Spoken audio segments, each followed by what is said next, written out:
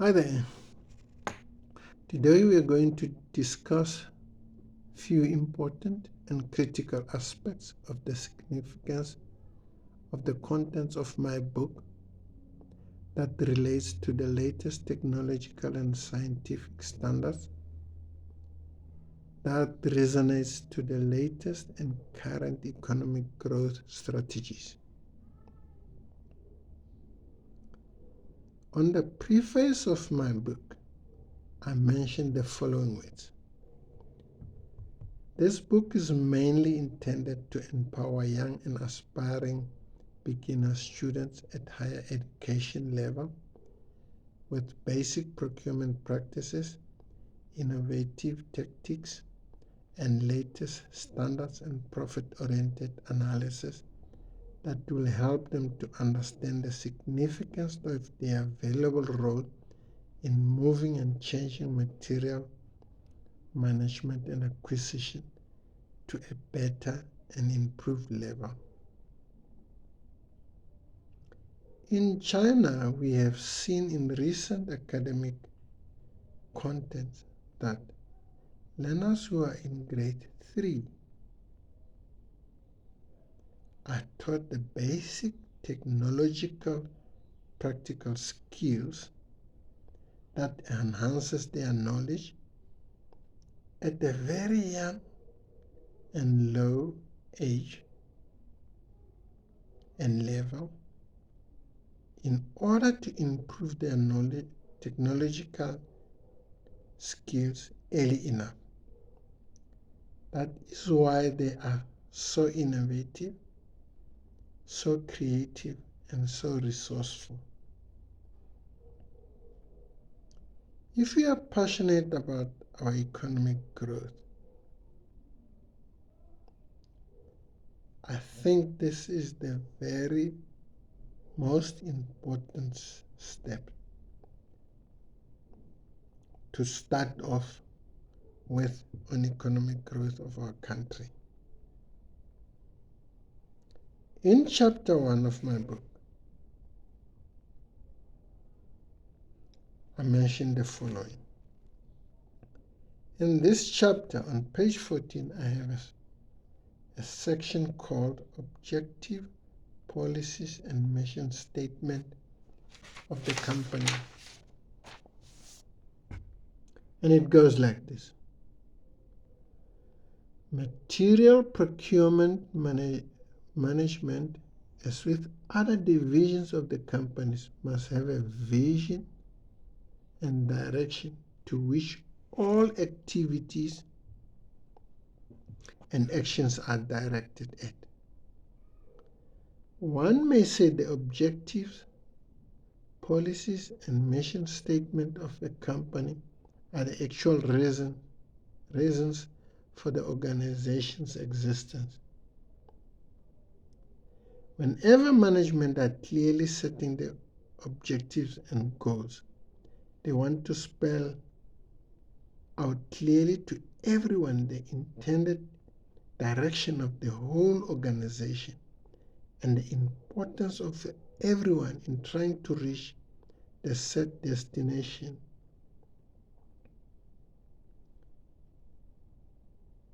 When the objectives are clear and understandable to everyone.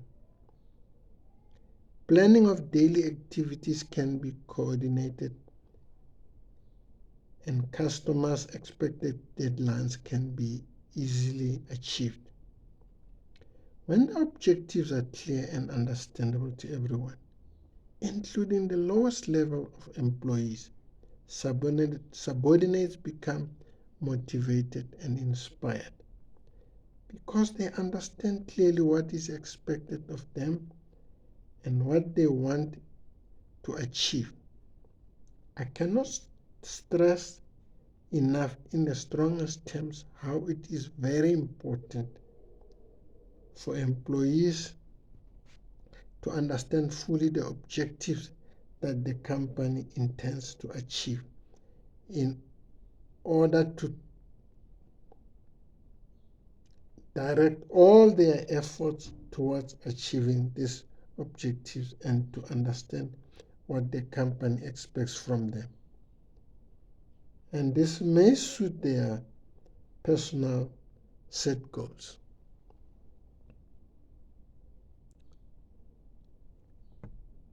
In Japan, this concept relates to what they have just developed, which is called human capital development and improvement.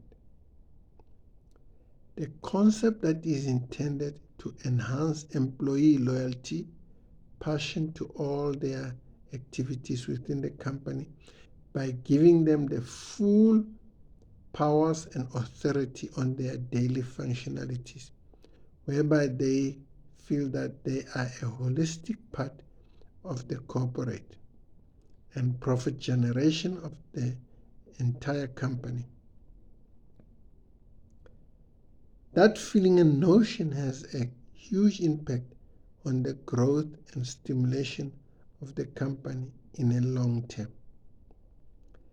This concept to Japanese, it is so huge that it has grown to become national. As employees regard themselves as a huge decision-making process of the company. And indeed, it pays dividends in terms of decision-making and economic growth. In chapter 3, I mentioned the following words. The prime objective of this chapter is to intensify, justify, and acknowledge the potential and significance of the role and active contribution to profitability by procurement and material management in a company. I cannot emphasize in any strongest terms the importance of the diverse strategic and analytical procurement patterns in price-conscious negotiations and effective quality acquisition by the procurement department of the company. Today, there are so many aspects such as technological advice, economical advice, environmental advice, scientific advice, and other cumulative factors that need defined procurement standards. If procurement is not able to look deeply into some, if not all of these aspects in the long term, medium, and short term prospect for the company, then serious and challenging problems may face the company in the near future and in the long term. To combat the serious repercussions that may be caused by mistakes on the above factors, the Chinese developed an extensive mechanism called product value analysis to eliminate any unwarranted and hidden costs in products utilized and used.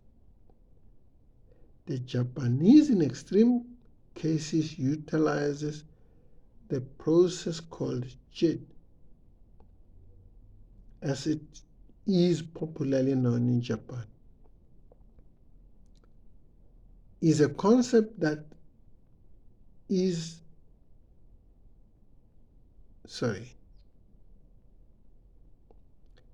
a concept that is the enterprise with that it's a concept whereby the enterprise have great intentions of drastically improving the cost of materials as well as storage and on quality. The aim of the concerted effort is to improve the quality of materials by scrutinizing and checking all materials received thoroughly in order to eliminate additional elements in products that are adding unnecessary cost to each product without sacrificing the level of quality. In JIT, when implemented to the best level, there are no storage costs as material are delivered exactly at the beginning of the project and will be enough to complete the project. The other aim of JIT in Japanese spirit is to eliminate evil, which in Japanese is the term for eliminating inventory. The diverse purpose of JIT, product value analysis, conformance to requirement, MRP2, total quality approach, and many others may be elaborated by the fact that while China and Japan were some of the poorest countries around the world more than 50 or so years ago, these countries today are now some of the richest and the biggest in economy around the world. In my previous session, I mentioned two important aspects of economic growth and development. If you can remember, I mentioned structural economic growth and strategic economic growth. So these two components are so crucial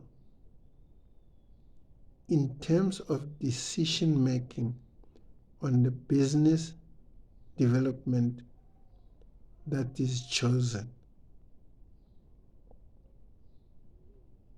As we mentioned, that the one is more structural and the other one is more strategical.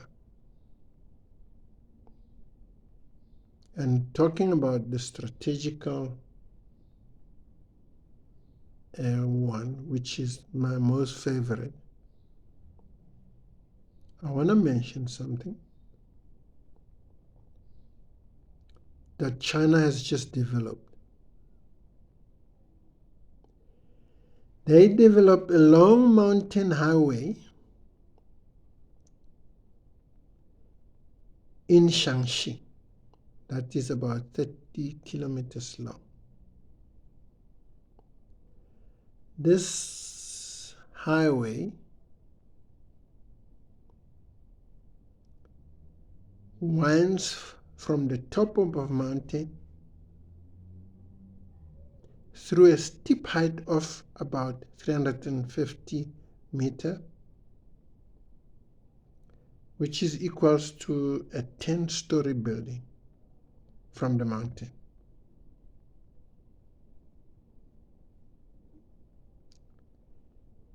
And the highway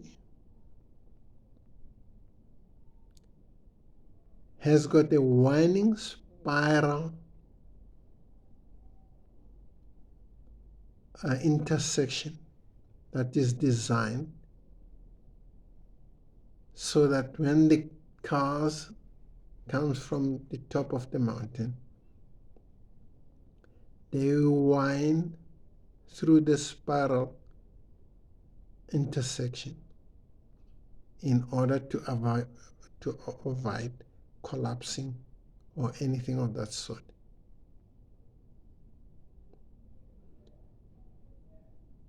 And then from that point it goes over the sea. And then while it's in the middle of the sea,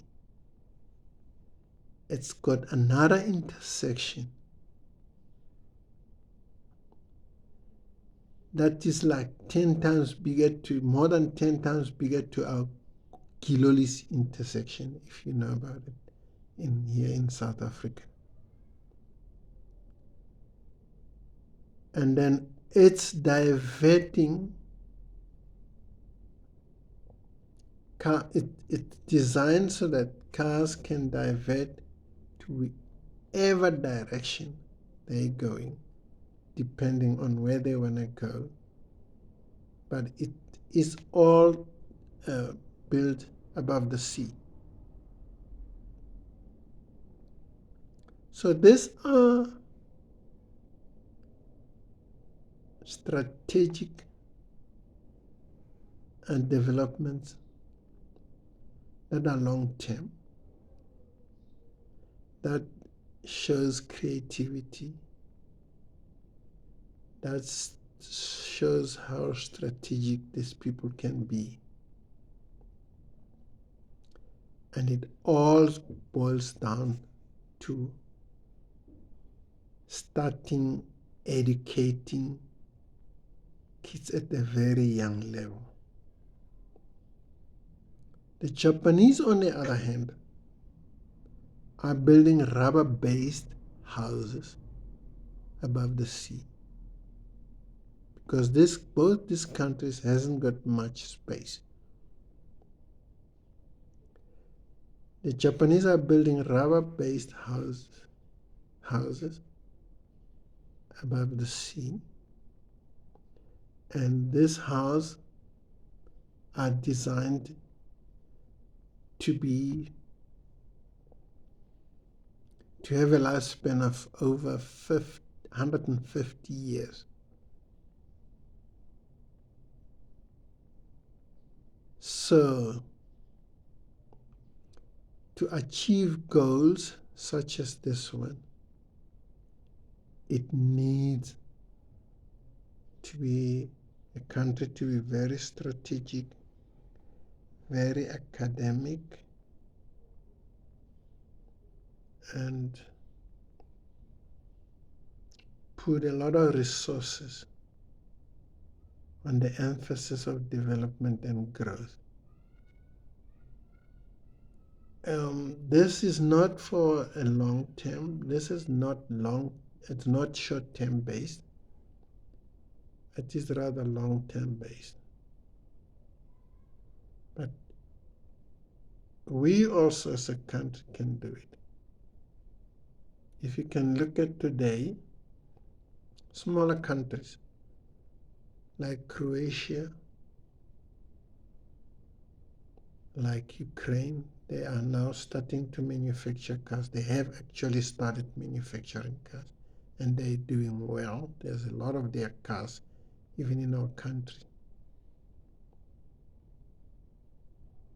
So they're looking at long-term basis and being strategic. So it is important, it is crucial that we try and divert our economic growth strategies in a sense that they should be long-term. Like I said in a previous session, they should be perpetual. It means there must be demand, continued demand for them. And one would think that it's only us South Africans who are facing such difficult challenges. It's not the case. I know for a fact countries like Greece in Europe, Yugoslavia, I think now they call it Slovakia, Italy, are not doing very well economically because of the strategy that they are using. So it is my wish for us as well, because we haven't got many minerals anymore like we used to have. And I see other countries, like countries in Asia, such as Dubai. They're preserving their minerals. They don't sell them. They want them manufactured in their countries. They want to develop skills. That's why they always calling for people who want to invest in Dubai. If you can remember, Dubai was developed recently. I think it's one of the latest countries to develop economically. But they don't want to outsource their resources, their available resources. They want to retain them and keep them in, but people must come and work in their country in order for the country to develop. They want to retain their minerals and develop skills and utilize their resources in their country and then export if the need arises. I know Qatar is also one of the countries that are applying the same approach in some way. They have lots of minerals. They are a small country that hasn't got a big population. So they say you come over there, you can come and work there, but they don't sell their resources. They are maintaining, they're retaining them. They want to develop strategically. So that's the latest, I think, way that's profitable in economic development and stimulation. So I hope for the best in the long term for our country too. I thank you so much.